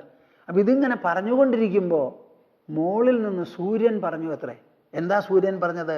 തതസൂര്യാൻ നിശ്ചരിതാം കർണഃ ശുശ്രാവ ഭാരതീം ദുരത്യയാം പ്രണയിനീം പിതൃവത് ഭാസ്കരേരിതാം. ഇപ്പോൾ ഒരു ഭാഗത്താണ് അമ്മയാണ് നിൽക്കുന്നത്. ആ അമ്മയെ താൻ ഇതുവരെ കണ്ടിട്ടില്ല, ആദ്യമായിട്ട് കാണുകയാണ്. എന്തായാലും ജന്മം നൽകിയ അമ്മയെ കാണുന്നത് ഒരു സാഫല്യം തന്നെയാണ്. ആ അമ്മയ്ക്ക് എന്തെങ്കിലും അഭിപ്രായമുണ്ടെങ്കിൽ അത് കേൾക്കും വേണം. അതാണ് ഒരു മകൻ്റെ ചുമതല. ചുമതല പോട്ടെ, സ്വാഭാവികമായിട്ടും അത് കേൾക്കാനാണല്ലോ നമുക്ക് തോന്നുക. വളർത്തമ്മയോട് നമുക്ക് വളരെ കൂറുണ്ടെങ്കിൽ ആ വളരുന്നതിന് മുൻപ് ജന്മം നൽകിയ അമ്മയോടും അതുപോലെയോ അല്ലെങ്കിൽ അതിൽ കവിഞ്ഞോ ഒരു കൂറുണ്ടാകേണ്ടതാണ്. മനുഷ്യൻ്റെ മനസ്സിനെ തടയിട്ട് നിർത്താനൊന്നും ആർക്കും പറ്റില്ല, മതിൽ കെട്ടി നിർത്താൻ. അപ്പം ഇതങ്ങോട്ട് പറഞ്ഞപ്പോൾ ഇനി സംശയം തീരട്ടെ എന്ന് വിചാരിച്ച് മോളിൽ നിന്ന്, സൂര്യനിൽ നിന്ന് ഒരു വാക്കങ്ങോട്ട് കേട്ടു. തതഃ സൂര്യാൻ നിശ്ചരിതാം കർണഃ ശുശ്രാവ ഭാരതീം. നല്ല തെളിഞ്ഞ സ്വരത്തിൽ സ്പഷ്ടമായി അതാ സൂര്യൻ സംസാരിക്കുന്നു. ദുരത്യയാം പ്രണയിനീം പിതൃവത് ഭാസ്കരേരിതാം.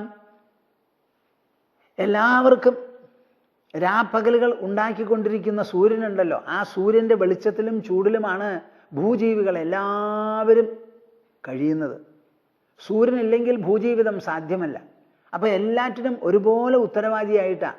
ഒരു തോൽവിയില്ലാതെ പ്രതിദിനം ഉദിച്ച് വൈകുന്നേരം അസ്തമിച്ച് രണ്ടാമതും ഉദിച്ച് നമ്മുടെ ജീവിതത്തിന് സന്ധാരണം ചെയ്ത് നിർത്തുന്ന ആ സൂര്യമണ്ഡലമുണ്ടല്ലോ, ആ സൂര്യനിൽ നിന്ന് ദുരത്യയാം പ്രണയിനീം പിതൃവത് ഭാസ്കരേരിതാം. ആ അച്ഛനെ പോലെ ഒരു വാക്കുതാ വന്നു. പ്രണയിനീം, വളരെ സ്നേഹത്തോടു കൂടി. ദുരത്യയാം, തടുക്കാനോ നിരാകരിക്കാനോ പറ്റാത്തതായ ഒരു വാക്കാണ് പുറപ്പെട്ടത്.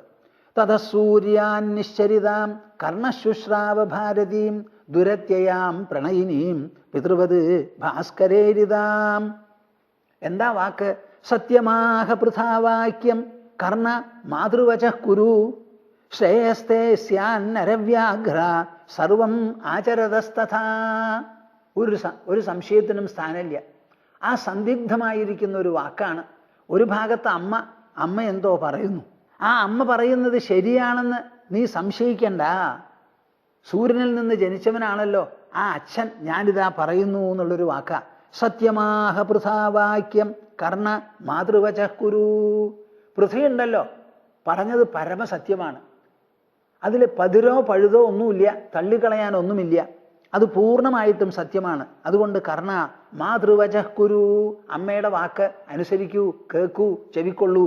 ശ്രേയസ്തേ സ്യാന്നരവ്യാഘ്ര.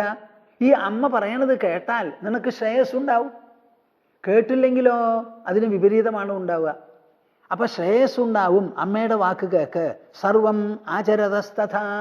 അമ്മ പറയണത് മാതിരി കേട്ട് അതിനനുസരിച്ചാകണം നിന്റെ ഇനിമേലുള്ള എല്ലാ ആചരണവും എന്ന് സൂര്യൻ വരെ അവിടുന്ന് ഒരു സന്ദിഗ്ധതയ്ക്കും ഇടകൊടുക്കാതെ അസന്ദിഗ്ധമായി അങ്ങോട്ട് പ്രഖ്യാപിച്ചു. അത് കേട്ട് കർണൻ പറയാണ്, ന ചെയ്തത് ശ്രദ്ധേ വാക്യം ക്ഷത്രിയേ ഭാഷിതം ത്വയാ ധർമ്മദ്വാരം മമൈതത് സ്യാത് നിയോഗകരണം തവ. ഈ വാക്ക് കേട്ടതിന് ശേഷവും കർണൻ എന്താ പറയുന്നത്? തൻ്റെ മനസ്സിലുള്ള ആ വികാര വിക്ഷോഭത്തിന് വിധേയമായി പൂർവ്വകാലത്ത് എന്തോ കാരണത്താൽ കർണൻ്റെ മനസ്സിൽ ഒരു വൈരം കടന്നു കൂടിയിട്ടുണ്ട്, ഒരു മാത്സര്യം കടന്നു കൂടിയിട്ടുണ്ട്. ആരുടെ നേരെ? അർജുനൻ്റെ നേരെ. ആ മത്സരവും വൈരവുമെല്ലാം മനസ്സിൽ വെച്ചുകൊണ്ട് അത് കൈവിടാൻ ഇഷ്ടപ്പെടാതെ, ഇവിടെ പ്രശ്നം രാധയല്ല, പ്രശ്നം കുന്തിദേവിയുമല്ല, തൻ്റെ മനസ്സിലുള്ള വിക്ഷോഭമാണ് ഇതിന് കാരണം. ഒരു ഭാഗത്ത് ക്ഷോഭമുണ്ട്, പിന്നെ ഒരു ഭാഗത്തോ താൻ ചിലത് കൊതിക്കുന്നുണ്ട്, ആശിക്കുന്നുണ്ട്. അതിൽ അത്യാർത്ഥിയാണ്, അതിൽ മനസ്സ് പിടിച്ചാൽ നിൽക്കുന്നില്ല. കൂലം കുത്തി ഒഴുകുന്ന നദി പോലെയാണ് ആ വിചാരം മനസ്സിൽ കിടക്കുന്നത്. അർജുനോടുള്ള മത്സരബുദ്ധി, അർജുനെ പോരിൽ നേരിടണം, എന്നിട്ട് തോൽപ്പിക്കണം, ഞാൻ വിജയശ്രീലാളിതനാകണം എന്നൊരൊറ്റ വിചാരം. ന ചൈതത് ശ്രദ്ധതേ വാക്യം ക്ഷത്രിയേ ഭാഷിതം ത്വയാ ധർമ്മദ്വാരം മമൈതത് സ്യാത് നിയോഗകരണം തവാ. അമ്മേ, പറയണത് ഒരു പക്ഷേ ശരിയായിരിക്കാം. അമ്മയുടെ ഗർഭത്തിൽ ധരിച്ച് വേണ്ടതുപോലെ പ്രസവമൊക്കെ നൽകി ജന്മം നൽകി എന്നെ രാധയ്ക്ക് ഏൽപ്പിച്ചു കൊടുത്തതാവാം. ഞാനതൊന്നും ഇല്ല എന്ന് പറയുന്നില്ല. അമ്മ ക്ഷത്രിയാണ്, ഞാനും അങ്ങനെ നോക്കുമ്പോൾ ക്ഷത്രിയപുത്രനാണ്. പക്ഷെ ഇതേവരെ ഞാൻ കണക്കാക്കി പോകുന്നത് സൂതപുത്രനാണ്, രാധേയനാണ് എന്നാണ് കണക്കാക്കി പോകുന്നതിനെ കവച്ചു വെച്ചുകൊണ്ട് ഇപ്പം ഈ പറഞ്ഞ വാക്യത്തിൻ്റെ മുകളിൽ എനിക്കൊരു തീരുമാനമെടുക്കാൻ എൻ്റെ വികാരങ്ങളൊന്നും സമ്മതിക്കില്ല. മാത്രമല്ല, എനിക്ക് ചില മാത്സര്യങ്ങളൊക്കെ എൻ്റെ മനസ്സിലുണ്ട്, ചില വൈരഭാവങ്ങളുമുണ്ട്. അതെല്ലാം പെട്ടെന്ന് അങ്ങോട്ട് തള്ളിക്കളയാൻ എനിക്ക് സാധിക്കില്ല, ഞാനത് ഇഷ്ടപ്പെടുന്നുമില്ല. അതുകൊണ്ട് ക്ഷത്രിയ വനിതയാണ്, വളരെ അപൂർവയായിരിക്കുന്ന ഒരു സ്ത്രീയാണ് അമ്മേ. ആ അമ്മയുടെ വാക്ക് ഭാഷിതം ത്വയാ, അത് എന്നെ സംബന്ധിച്ചിടത്തോളം എനിക്ക് ധർമ്മദ്വാരമല്ല. അമ്മ പറയുന്നത് ശരിയാകാം, വാസ്തവമാണെന്ന് ഞാൻ സമ്മതിക്കാം. അങ്ങനെയാണെങ്കിലും അമ്മയുടെ പുത്രനായി ജനിച്ചാലും എനിക്ക് പറയാനുള്ളത്, ഈ ക്ഷത്രിയോപദേശം, ക്ഷത്രിയ മാതാവിൻ്റെ ഉപദേശം എനിക്ക് സ്വീകരിക്കാൻ പറ്റില്ല. അമ്മ പറയണത് കേൾക്കുന്ന പക്ഷം എൻ്റെ ധർമ്മം മുഴുവനും തകരാറിലാവും. എല്ലാവർക്കും ഉണ്ടല്ലോ അവരവരുടെ ഒരു ധർമ്മം, എൻ്റെ വ്യക്തിയമായ ഒരു ധർമ്മമുണ്ട്. ആ ധർമ്മം വെച്ച് നോക്കുന്ന സമയത്ത് എനിക്കിത് സാധ്യമല്ല, ഞാനിത് ഉൾക്കൊള്ളില്ല എന്ന് തികച്ചും കണിശമായിട്ട് പറയുന്നു. ന ചെയ്തത് ശ്രദ്ധതേ വാക്യം ക്ഷത്രിയേ ഭാഷിതം ത്വയാ ധർമ്മദ്വാരം മമൈതത് സ്യാത് നിയോഗകരണം തവാ അകരോന്മയി യത് പാപം ഭവതി സുമഹാത്യയം അപാകീർണോസ്മി യന്മാതഃ തദ്യശഃ കീർത്തിനാശനം. അമ്മയ്ക്ക് അമ്മയുടെ നിർബന്ധമുണ്ടായിരുന്നിരിക്കാം, ഞാൻ ചോദ്യം ചെയ്യുന്നില്ല.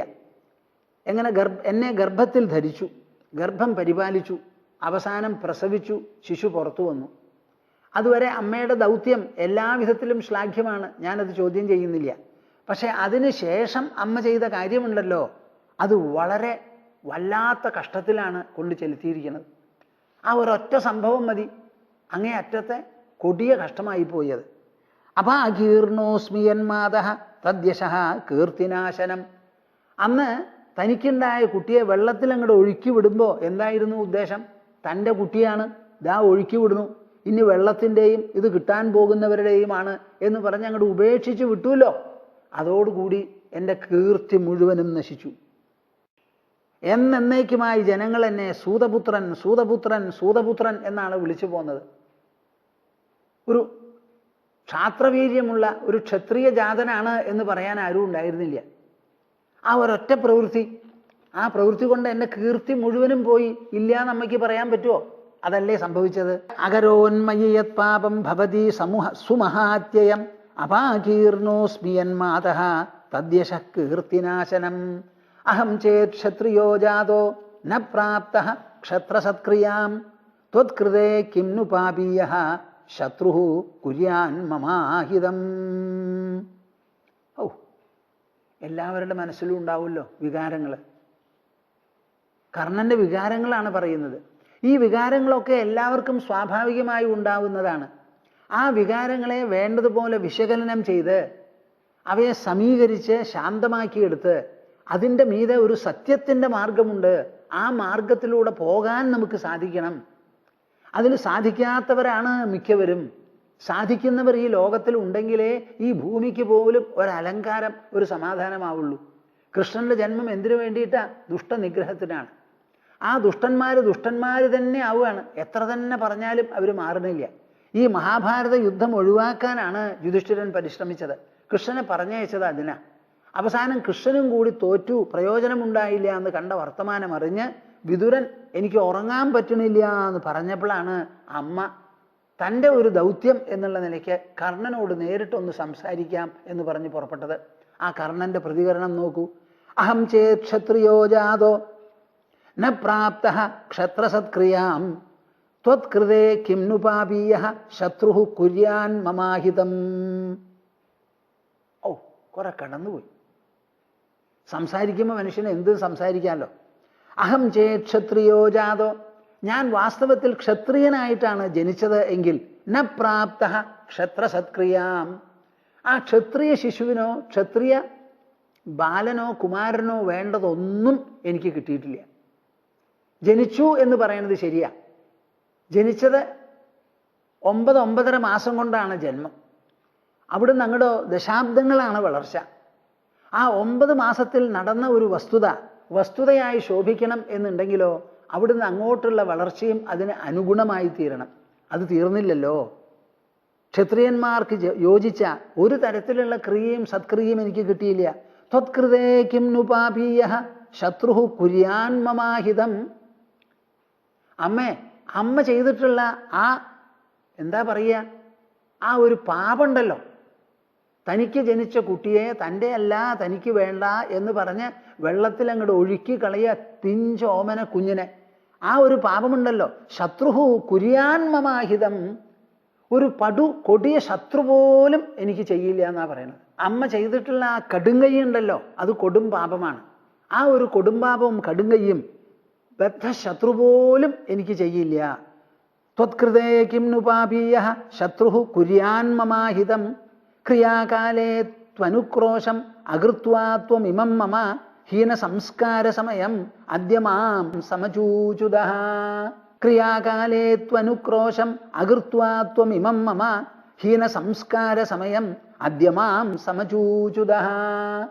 ക്രിയാകാലേ തു അനുക്രോശം അകൃത്വാ, ആ കുഞ്ഞിനെ മുല കൊടുത്ത് വളർത്തിക്കൊണ്ടുവന്ന് അതിന് ചില സംസ്കാരങ്ങളൊക്കെ ഉണ്ട്. എന്തൊക്കെയാ? ജാതകർമ്മം, നാമകരണം, ബഹിർഗമനം, ശൗളം എന്ന് തുടങ്ങി പല കർമ്മങ്ങളും ഉണ്ടല്ലോ. അതൊന്നും യഥാകാലത്ത് ഒന്നും ചെയ്തില്ല. എനിക്ക് വളർന്ന കുട്ടിക്കത് ചെയ്യണം ചെയ്യണം ചെയ്യണം എന്നൊരു തോന്നല് അമ്മയ്ക്ക് ഉണ്ടായില്ല. അതിനനുസരിച്ച് ഒന്നും പ്രവർത്തിച്ചില്ല. എന്നിട്ട് ഇപ്പോഴോ എല്ലാം കഴിഞ്ഞു, ദാ മഹാഭാരത യുദ്ധം വരാൻ പോവുകയാണ്. ഞാനാണെങ്കിൽ ദുര്യോധനന് കടപ്പെട്ടു, ആപ്തമിത്രമായി സ്വീകരിച്ചു. ദാ എല്ലാ വിധത്തിലുള്ള ശക്തിയും എനിക്കുള്ളത്, അതിൽ മാത്രം വിശ്വസിച്ചുകൊണ്ടാണ് എൻ്റെ ഉറ്റ ബന്ധു യുദ്ധം ചെയ്യാൻ പുറപ്പെടുന്നത്. അപ്പുറത്ത് നിൽക്കുന്നത് അർജുനനാണ്. ആ അർജുനനോട് പൊരുതാൻ ദുര്യോധനന്റെ പക്ഷത്തിൽ ഒരാളും ഇല്ല, ഞാൻ മാത്രമേ ഉള്ളൂ. എന്നെ മാത്രം കണ്ടുകൊണ്ടാണ് ഈ ദുര്യോധനൻ ഈ യുദ്ധം തന്നെ ചെയ്യാൻ തീരുമാനിക്കുന്നത്. അല്ലെങ്കിൽ എല്ലാവരും വേണ്ടാന്ന് പറഞ്ഞു. ആരൊക്കെ? ഭീഷ്മൻ പറഞ്ഞു, ദ്രോണൻ പറഞ്ഞു, വിതുരൻ പറഞ്ഞു, കൃപൻ പറഞ്ഞു, അമ്മ പറഞ്ഞു, അച്ഛൻ പറഞ്ഞു, സർവ്വ ആൾക്കാരും പറഞ്ഞിട്ടും വേണ്ടാന്നാണല്ലോ. ആ അഭിപ്രായം കൂട്ടാക്കാതെ ചെയ്യാൻ പുറപ്പെട്ടത് എന്തിനാ? എൻ്റെ കൂടെ കർണനുണ്ട്, അവൻ എൻ്റെ ആപ്തമിത്രമാണ്, അവൻ ഒരിക്കലും എന്നെ വഞ്ചിക്കില്ല, വിട്ടുപോവില്ല എന്നൊരു ഉറപ്പാണ്. ക്രിയാകാലേ ത്വനുക്രോശം അകൃത്വാ ത്വമിമം മമ ഹീന സംസ്കാര സമയം അദ്യ മാം സമചൂചുദഃ. അങ്ങനെ സംസ്കാര സമയം മുഴുവൻ കഴിഞ്ഞിട്ട് അദ്യ മാം, പെട്ടെന്ന് ഇതാ ഓടി വന്നിരിക്കുന്നു. പെട്ടെന്ന് അമ്മ ഓടി വന്നിരിക്കുന്നത്. എനിക്കൊരു മുന്നറിയിപ്പ് തന്നിട്ടില്ല, 2 ദിവസത്തെ പരിചയമില്ല, ഒരാഴ്ച സമയമില്ല, ഒന്നുമില്ല. പെട്ടെന്ന് ഇവിടെ വന്നിട്ടിപ്പോൾ എൻ്റെ പക്ഷം മാറണം എന്നാണ് പറയുന്നത്. ഇങ്ങനെ എന്നെ പ്രേരിപ്പിക്കാനും ചോദിപ്പിക്കാനുമായി പെട്ടെന്ന് നിന്നിങ്ങനെ വന്നിട്ടുണ്ടല്ലോ, ഇതെങ്ങനെ ശരിയാവും? ന വൈ മമഹിതം പൂർവം മാതൃവച്ചേഷ്ടിതം ത്വയാ സാമാം സംബോധയസ്യദ്യ കേവലാത്മഹിതൈഷിനി. ന വൈ മമഹിതം പൂർവം, ഇന്നേ വരെ ഇങ്ങനെ ഒരു മകനുണ്ട്. ആ മകൻ്റെ ഹിതം കണക്കാക്കി ഒരമ്മ എങ്ങനെ പ്രവർത്തിക്കുമോ അതുപോലെ അമ്മ പ്രവർത്തിച്ചോ? മാതൃവത് ചേഷ്ടിതം ത്വയാ ന വൈ മമഹിതം.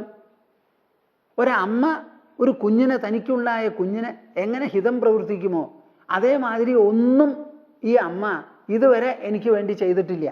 എന്നിട്ട് ഇപ്പോഴോ സാമാം സംബോധയസ്യദ്യ, പെട്ടെന്ന് ഇപ്പോൾ ഓടി വന്നിരിക്കുകയാണ്. ഓടി വന്നിട്ട് എന്നെ ബോധിപ്പിക്കുക, നീയേ രാധേയനല്ല, അതിരഥന് ജനിച്ച കുട്ടിയല്ല, എനിക്ക് ജനിച്ചവനാണ്. നിനക്ക് 5 സഹോദരന്മാരുണ്ട് അപ്പുറത്ത്. ഈ സത്യം ഇന്നല്ലേ അമ്മ എന്നോട് വന്ന് പറയുന്നുള്ളൂ, ഇത്ര നാളും പറഞ്ഞില്ലല്ലോ. അപ്പൊ ഈ കണ്ട കാലമായി എൻ്റെ മനസ്സിൽ ഒരു ധാരണ, ആ ധാരണയുടെ മുകളിൽ ചില ഒരുക്കങ്ങളും തീരുമാനങ്ങളും പക്ഷം എല്ലാം ഉണ്ടായിട്ടുണ്ട്. ആ ഉണ്ടായിക്കഴിഞ്ഞത് മുഴുവനും ഒരു വലിയ കൂടാരം പോലെ ഇങ്ങനെ നിൽക്കുകയാണ്. അമ്മ ഈ പറഞ്ഞ ഒരു ഒറ്റ വാക്കിൻ്റെ മുകളിൽ അത് മുഴുവനും തട്ടി താഴത്തിട്ട് പുതിയ ഒരു നിർമ്മാണം, അവിടെ ഒരു പുതിയ കോട്ട പണിയാൻ ആർക്കെങ്കിലും സാധിക്കുമോ ഈ ലോകത്തിൽ? സാമാം സംബോധയസ്യദ്യ. അത് മാത്രമല്ല, കർണന്റെ മനസ്സിൽ ഉറച്ചു പറയുകയാണ്, എല്ലാവർക്കും ഉണ്ടല്ലോ അവരവരുടെ സ്വാർത്ഥത. കേവലാത്മഹിതൈഷിണീ. അമ്മ ഈ പറയുന്ന വാക്കുണ്ടല്ലോ, ഇത് എനിക്ക് ഹിതത്തിന് വേണ്ടിയിട്ടല്ല, ആത്മഹിതൈഷിണീ, അവനവൻ്റെ ഹിതത്തിന് വേണ്ടി. തൻ്റെ പക്ഷം, തൻ്റെ കുട്ടികൾ നന്നാവണം എന്ന് വിചാരിച്ചിട്ട് വന്ന് ഇവിടെ പറയുന്നതാണ്. അവർക്ക് പരാജയം വരരുത് എന്ന് വിചാരിച്ചിട്ടാണ്. ഇതിലിപ്പോഴും എനിക്ക് തോന്നുന്നില്ല ആ പുഴയിൽ ഒഴുക്കിവിട്ട മകൻ്റെ നന്മയ്ക്ക് വേണ്ടിയിട്ടാണ് ഈ അമ്മ സംസാരിക്കണത് എന്ന് എനിക്ക് തോന്നുന്നില്ല എന്ന്. വാസ്തവത്തിൽ കുന്തി അങ്ങനെയാണോ വന്നിരിക്കുന്നത്? അല്ല. എനിക്ക് പറ്റ കുട്ടിയാണെന്നുള്ള ഒരു ഫാക്റ്റ് ഞാൻ ഉദ്ബോധിപ്പിച്ച് അവനെ എങ്ങനെയെങ്കിലും ഈ ദുഷ്കൃത്യത്തിൽ നിന്ന് മാറ്റി അവനെ സത്പുരുഷനാക്കി തീർക്കണം എന്ന ഉദ്ദേശത്തിലാണ് അവിടെ വന്നിരിക്കുന്നത്. ഓരോരുത്തർക്കും ഓരോ അവകാശവും ഓരോ അധികാരവുമാണല്ലോ. അതിന് കുന്തിയെ സംബന്ധിച്ചിടത്തോളം ഇന്നേ വരെ അറിയാത്തൊരു വസ്തുത ഉദ്ബോധിപ്പിക്കാം. ഒരു സത്യം പറയാൻ വൈകിപ്പോയി എന്ന് ആരെങ്കിലും പറയൂ? എപ്പോൾ പറഞ്ഞാലും അത് നല്ലതാണ്, ഇന്ന സമയത്ത് എന്നില്ല. ഒരു സമ്മാനം ഒരാൾക്ക് കൊടുക്കാൻ പോയി, ഇത്ര നാളായിട്ട് കൊടുത്തില്ല, അതുകൊണ്ട് ഇപ്പം കൊടുക്കണ്ടെന്ന് ആരെങ്കിലും വിചാരിക്കാറുണ്ടോ? വൈകിപ്പോയാലും ഊർധ്വശ്വാസം വലിക്കുന്നതിന് മുൻപെങ്കിലും കൊണ്ട് കൊടുത്താലും നല്ലതാണ്. അപ്പോൾ ഒരു സത്യം പറഞ്ഞ് മകനെ സഹായിക്കണം, നന്നാക്കണം എന്നുള്ള ഉദ്ദേശത്തിലാണ് ഇവിടെ നടക്കാൻ പോണത്. എന്താ? അതിഭയങ്കരമായ യുദ്ധമാണ്. ആ യുദ്ധത്തിൽ ആരാരെല്ലാം എന്തെല്ലാം ചെയ്താലും ദുര്യോധന പക്ഷത്തിന് ജയമുണ്ടാവാൻ പോകുന്നില്ല. എന്നാൽ എന്തുണ്ടാകാൻ പോകുന്നു? ലക്ഷോപലക്ഷം കുരുവംശജരും ബാക്കിയുള്ളവരും കൂടി മരിക്കാനാണ് പോണത്.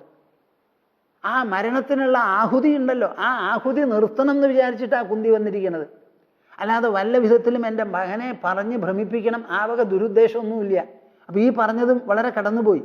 സാമാം സംബോധയസ്യദ്യ കേവലാത്മഹിതൈഷിണി ന വൈ മമ ഹിതം പൂർവം മാതൃവച്ചേഷ്ടിതം ത്വയാ കൃഷ്ണേന സഹിതാത് കോ വൈ ന വ്യഥേത ധനഞ്ജയാത് കോദ്യഭീതം നമാം വിദ്യാത് പാർത്ഥാനാം സമിതിം ഗതം. കൃഷ്ണേന സഹിതാത് കോ വൈ ന വ്യഥേത ധനഞ്ജയാത്. ഇങ്ങനെ പറഞ്ഞാലും കർണന്റെ ഉള്ളിൽ നിന്ന് തന്നെയാണ് സത്യം പുറത്തു വരണത്. എന്താണ് ആ സത്യം? കൃഷ്ണേന സഹിതാത് കോ വൈ ന വ്യഥേത ധനഞ്ജയാത്. ധനഞ്ജയൻ എന്ന് പറഞ്ഞാൽ ആരാ? അർജുനൻ. ആ അർജുനൻ സ്വതവേ അജയ്യനാണ്, വില്ലാളി വീരനാണ്. ദ്രോണൻ എന്തെല്ലാം അറിയാമോ അത് മുഴുവനും അർജുനന് പറഞ്ഞു കൊടുത്തിട്ടുണ്ട്. കർണൻ ചോദിച്ചപ്പോൾ ചിലത് പറഞ്ഞു കൊടുത്തില്ല. അത് തരാൻ പറ്റില്ല, അത് ക്ഷത്രിയന്മാർക്കും തപസ്സും ആത്മനിയന്ത്രണവും ഉള്ളവർക്കേ കൊടുക്കാൻ പറ്റുള്ളൂ എന്ന് പറഞ്ഞ് കർണന് ദ്രോണാചാര്യർ പറഞ്ഞു കൊടുത്തില്ല. അതിൽ നിന്ന് എന്താ മനസ്സിലാവേണ്ടത്? കർണന് ചില അപൂർണതകളും അപകട സാധ്യതകളുമുണ്ട്. അസ്ഥാനത്ത് വലിയ അസ്ത്രം പ്രയോഗിക്കുക, അത് സംഭവിച്ചേക്കാം. അത് നല്ല പോലെ അറിഞ്ഞുകൊണ്ടാണ്. അപ്പോഴാണ് പരശുരാമൻ്റെ അടുക്കലേക്ക് പോയത്. അവിടെ പോയിട്ടോ നുണ പറഞ്ഞിട്ടാണ് കൂടിയത്. ഒരു ഗുരുവിൻ്റെ അടുത്ത് പോവുക എന്നിട്ടോ അദ്ദേഹത്തിന് ഉള്ളതൊക്കെ നമുക്ക് പറഞ്ഞു തരാൻ പഠിപ്പിക്കുക, മനസ്സിലാക്കുക. അവർ പറഞ്ഞു തന്നാൽ അത് തിരിച്ചെടുക്കാൻ പറ്റില്ല. ഒരു വിദ്യ പറഞ്ഞു കൊടുത്താൽ പിന്നെ തിരിച്ചെടുക്കാൻ സാധിക്കില്ലല്ലോ. ഇപ്പോൾ ഒരു സ്വർണത്തിൻ്റെ ഒരു കിഴി തന്നാൽ അത് വല്ല വിധവും നമുക്ക് തട്ടിയെടുത്ത് മാറ്റാം. പക്ഷേ വിദ്യ വായ കൊണ്ട് അനുഗ്രഹം കൊണ്ട് പകർന്നങ്ങോട്ട് കൊടുക്കുക. അത് ചെവിയിലൂടെയാണ്, പറയുമ്പോൾ സ്വീകരിക്കും. ഞാനിങ്ങനെ സംസാരിക്കുമ്പോൾ നിങ്ങളിങ്ങനെ കേട്ടുകൊണ്ടിരിക്കുക. ഓരോ വാക്കും പുറത്തു വരുമ്പോൾ ആ വാക്ക് നിങ്ങൾ കേൾക്കും, അതിൻ്റെ ആശയം ഉൾക്കൊള്ളും. അപ്പം ഞാൻ പറഞ്ഞ വാക്ക് പറയുന്നത് വരെയാണ് എനിക്ക് മാത്രം. പറഞ്ഞു കഴിഞ്ഞാലോ അത് കേട്ടവരുടെയും ആയിത്തീരും. ഈ അസ്ത്രങ്ങളൊക്കെ പഠിപ്പിക്കുന്നത് എന്താ? ഓരോ അസ്ത്രം തൊടുക്കാനുള്ള വിധി, ക്രമം, അതിനുള്ള മന്ത്രം, സങ്കല്പം, ധ്യാനം, ഇതൊക്കെ പറഞ്ഞ് മനസ്സിലാക്കി കൊടുത്താൽ കേട്ടവൻ്റെ ആയത്. പിന്നെ എനിക്കത് തിരിച്ചെടുക്കാൻ പറ്റില്ല. അങ്ങനെ വരുമ്പോഴാണ് ഈ ഗുരുജനങ്ങൾ ആർക്കാർക്കെല്ലാം പറഞ്ഞു കൊടുക്കാം എന്നൊരു തീരുമാനം അവരെടുക്കണം. കിട്ടിയതിന് ശേഷം തെറ്റായി പ്രയോഗിക്കുകയാണെങ്കിലോ?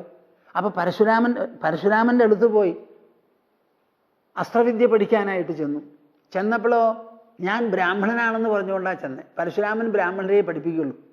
അപ്പം പറഞ്ഞത് നുണയാ. എന്നാൽ ഗുരുവോ സത്യസന്ധമായിട്ട് പഠിപ്പിക്കും വേണം. അപ്പം സത്യസന്ധമായി പഠിപ്പിക്കേണ്ട ഒരു വിദ്യയ്ക്ക് നുണ പറഞ്ഞ ഒരു ശിഷ്യൻ ചെന്നാൽ ഇതിലേറെ അപമര്യാദയോ അന്യായമോ അസത്യമോ ഉണ്ടോ നിങ്ങൾ പറയൂ. അതേ എന്നെ പഠിപ്പിക്കണേ എങ്ങനെയാ സത്യസന്ധമായിട്ട്, എന്നിട്ടോ ഞാനോ നുണയും കൊണ്ടാണ് വന്നിരിക്കുന്നത്. ഇത് സർക്കുമോ ലോകത്തിൽ?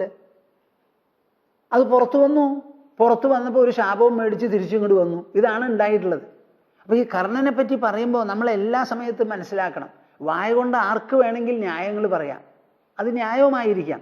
പക്ഷെ ആ ന്യായം സത്യന്യായമായിരിക്കണം, അസത്യന്യായമാവരുത്. കൃഷ്ണേന സഹിതാത് കോവൈ ന വ്യഥേത ധനഞ്ജയാത്. ധനഞ്ജയൻ സ്വതവേ അജയ്യനാണ്. ആ ധനഞ്ജയനുള്ള വിശേഷം എന്താ? ദ്രോണൻ സർവ്വതും പഠിപ്പിച്ചു കൊടുത്തിട്ടുണ്ട്. സർവ്വതും പഠിപ്പിച്ചു കൊടുത്തിട്ടുണ്ട്. ദ്രോണന്റെ കയ്യിൽ ഒന്നും ബാക്കിയില്ല. അവസാനം പഠിപ്പിച്ചങ്ങോട്ട് കൊടുത്തു എന്ന് മാത്രമല്ല, പല അവിടുന്ന് അങ്ങോട്ട് ചില നടക്കുകയുണ്ടായി അവരുടെ ഉള്ളിൽ. ഒരു പക്ഷേ പിന്നെ പറയാൻ ഞാൻ. അങ്ങനെ പഠിപ്പിച്ചു കൊടുത്തതിന് ശേഷം എൻ്റെ ശിഷ്യന്മാരിൽ വെച്ച് പ്രഥമനാണ് അഗ്രഗണ്യനാണ് എന്ന് അനുഗ്രഹിച്ചിട്ടുമുണ്ട്.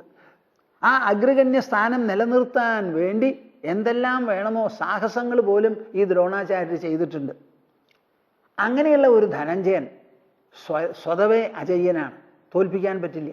കൂടെയോ കൃഷ്ണേന സഹിതാത് കോവൈ, കൃഷ്ണനും കൂടെയുണ്ട്.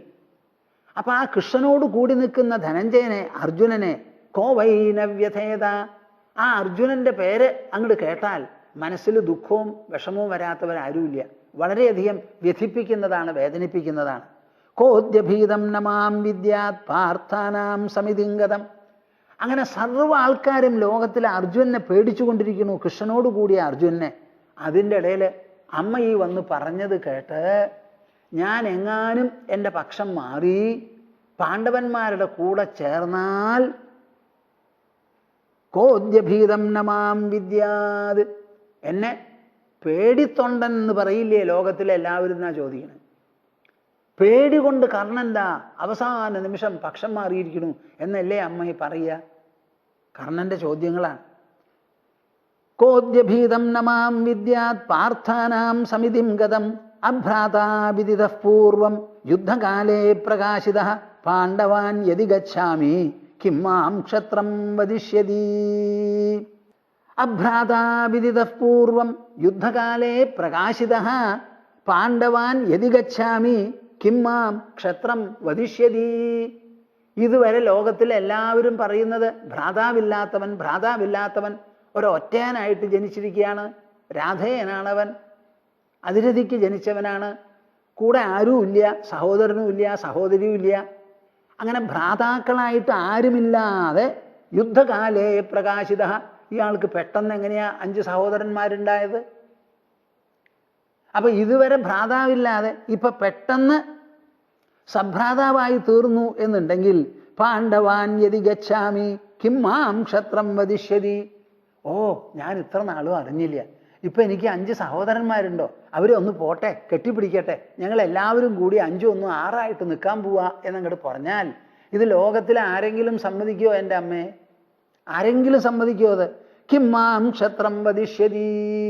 അവർക്ക് ഈ ജന്മവും ഈ സത്യമൊന്നും അറിയില്ല. അമ്മ ഇപ്പൊ വന്ന് പറഞ്ഞു, ഞാനിപ്പോൾ കേട്ടു. നമ്മൾ തമ്മിൽ ഒരു അരമണിക്കൂറോ 3/4 മണിക്കൂറോ ആണ് സംവാദം നടക്കാൻ പോണത്. അത് കേട്ട ഉടനെ ഞാൻ എൻ്റെ പക്ഷം അങ്ങോട്ട് മാറിയ മനുഷ്യരെന്താ വിചാരിക്കുക? ലങ്കയിൽ വെച്ച് അഗ്നിപ്രവേശം ചെയ്തു സീത. അവിടെ ഞങ്ങളാരും ഉണ്ടായിരുന്നില്ല, അവിടെ സീത അഗ്നിപ്രവേശം ചെയ്തു എന്ന് പറഞ്ഞാൽ ഞങ്ങൾക്ക് ബോധ്യാവോ എന്നാണ് വെളുത്തേടൻ പറഞ്ഞത് പിന്നീട്. അപ്പൊ ഈ വർത്തമാനങ്ങളൊന്നും അവർ പറയാൻ പോകുന്നില്ല, അറിയാൻ പോകുന്നില്ല. കിം മാം ക്ഷത്രം വദിഷ്യതി. ഇവനുണ്ടോ എന്തെങ്കിലും ഒരു ക്ഷാത്ര തേജസ്? അവനൊരു കൊതിയന, ഒരു ദുരയന. ഈ ദുര്യോധനായിട്ടുള്ള മിത്രത്വവും അംഗരാജ്യവും ഈ മാതിരിയുള്ള കോലാഹലങ്ങളൊക്കെ യുദ്ധം ചെയ്യാൻ വേണ്ടി പ്രേരിപ്പിച്ച് ഞാനുണ്ട് എന്ന് പറഞ്ഞ് പിന്നാലെ കൂടി യുദ്ധം അങ്ങോട്ട് വന്നു അടുത്തു എന്ന് കണ്ടപ്പോൾ ഞാനില്ല, ഞാൻ എൻ്റെ ഭ്രാതാക്കളോട് കൂടി പോകുകയാണ് എന്ന് പറഞ്ഞാൽ ഇത് ലോകത്തിൽ ആരെങ്കിലും അംഗീകരിക്കുമോ?